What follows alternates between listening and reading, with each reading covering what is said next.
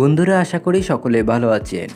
অপেক্ষার অবসান ঘটিয়ে Redmi 10 Prime হ্যান্ডসেটটি অ্যাড হতে যাচ্ছে Redmi 10 সিরিজে, যেটি মূলত Redmi 9 Primeর আপগ্রেডেড ভার্সন Redmi 10 Prime।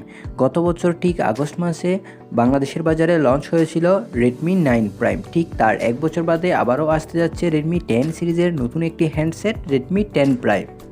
এছাড়াও আপনাদের জন্য আরও একটি টেক নিউজ রয়েছে, যেটি হলো স্যামসাং তাদের ক্যামেরা সেন্সরকে আরও বিল্ড করে মানুষের চোখের ক্ষমতার ঠিক সমান ক্ষমতা সম্পন্ন সেন্সর বিল্ড করতে যাচ্ছে, অর্থাৎ 576 মেগাপিক্সেলের লেন্স তৈরি করছে স্যামসাং, যা কিনা ব্যবহার করা হবে পরবর্তীতে আসা স্যামসাংয়ের ফ্ল্যাগশিপ মোবাইলগুলোতে। অর্থাৎ এইটি দিয়ে মানুষের চোখে যে রকম ডিটেলস ক্যাপচার করা হয় সেম কোয়ালিটির ডিটেলস ক্যাপচার করতে পারবে ওই ক্যামেরাটি। আজকের পুরো ভিডিও জুড়ে আলোচনা করব Redmi 10 Primeর হাইলাইটেড দিকগুলো নিয়ে, এবং ভিডিওতে জানাবো এই হ্যান্ডসেটটি আপনার জন্য ভ্যালু ফর মানি হবে কিনা, নাকি এর চেয়েও বেটার কোনো অপশান আপনার জন্য রয়েছে। প্রথমেই আলোচনা করব এই হ্যান্ডসেটের বডি, ডিজাইন এবং বিল্ড কোয়ালিটি নিয়ে।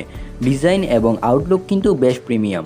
আপনি হ্যান্ডসেটটি হাতে নিয়ে হ্যান্ডফিল হবে বেশ প্রিমিয়াম, অর্থাৎ হ্যান্ডসেটটি হাতে নিয়ে বোঝাই যাবে না যে এটি একটি 14-15 হাজার টাকা বাজেট রেঞ্জের ফোন। হ্যান্ডসেটের সবচেয়ে বড় আকর্ষণ হলো 6000 mAh এর মেসিভ ব্যাটারি, যা কিনা মি হ্যান্ডসেটগুলোর এন্ট্রি লেভেল বাজেটের হ্যান্ডসেটগুলোর সবচেয়ে বড় এক্সপানশন।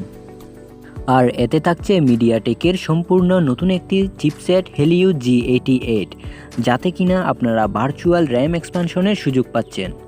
সো সব মিলিয়ে কেমন হবে ফোনটি জানাবো পুরো ভিডিওতে, আর বাংলাদেশ মার্কেটে এর প্রাইস রেঞ্জ কেমন হবে, আর নাকি এর চেয়েও বেটার কোনো অপশান আছে সেম প্রাইস রেঞ্জে জানাবো পুরো ভিডিওতে।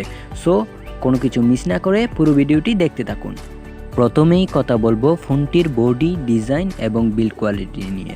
বডি এবং ডিজাইনের কথা বলতে গেলে পেছনের দিকে থাকছে প্লাস্টিক বডি আর প্লাস্টিক ফ্রেম, আর ফ্রন্টে থাকছে গরিলা গ্লাস 3 এর প্রোটেকশন।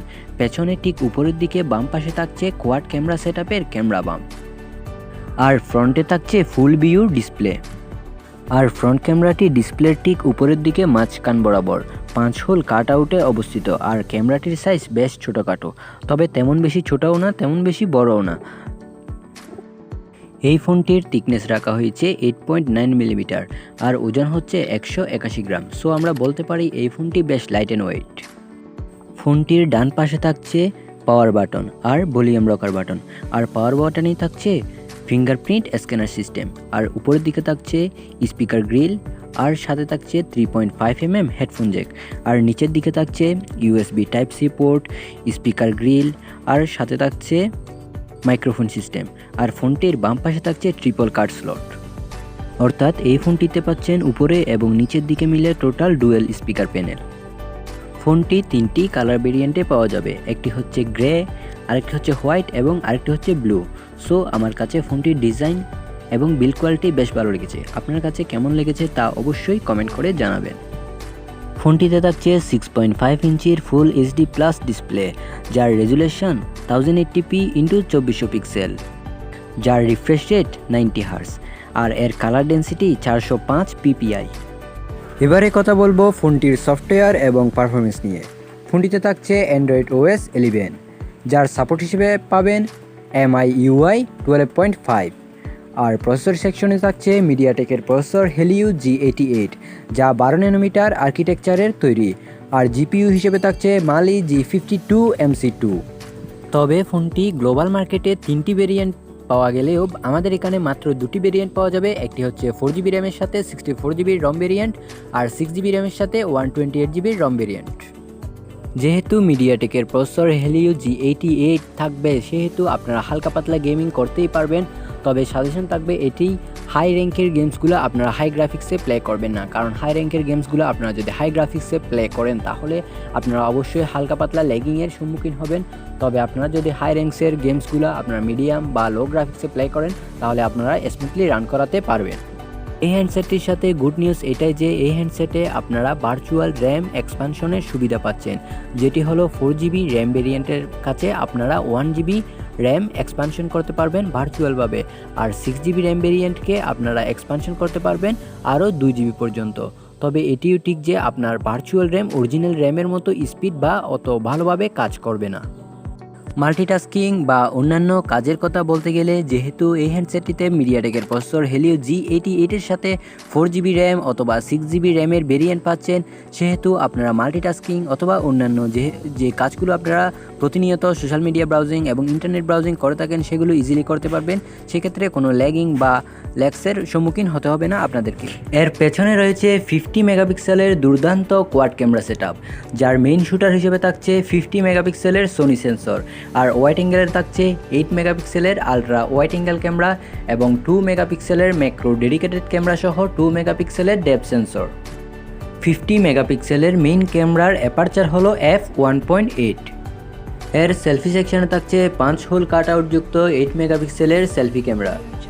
ভিডিও রেকর্ডিংয়ের ক্ষেত্রে এই হ্যান্ডসেট দিয়ে আপনারা রেয়ারে এবং ফ্রন্টে উভয় দিকেই 1K রেজুলেশনে 30 FPS-এ ভিডিও রেকর্ডিং করতে পারবেন। তবে আমার মনে হয় রেয়ারে ভিডিও রেকর্ডিংয়ের ক্ষেত্রে 4K রেজুলেশনের 30 FPS-এ ভিডিও রেকর্ডিং দেওয়া উচিত ছিল, কারণ এই বাজেট রেঞ্জের প্রায় সকল ফোনেই এখন 4K অ্যাভেলেবল। এই হ্যান্ডসেটের ভালো ও মন্দ দিক নিয়ে আলোচনা করতে গেলে এই হ্যান্ডসেটের ফরওয়ার্ডিং পজিশনে থাকবে এর বডি, ডিজাইন এবং বিল্ড কোয়ালিটি, আর সাথে থাকবে এর ওয়েট অ্যান্ড হ্যান্ড ফিল, কারণ বডি ডিজাইনের সাথে এর ওয়েট অ্যান্ড হ্যান্ড ফিল কিন্তু বেশ প্রিমিয়াম বাজেট রেঞ্জের তুলনায়।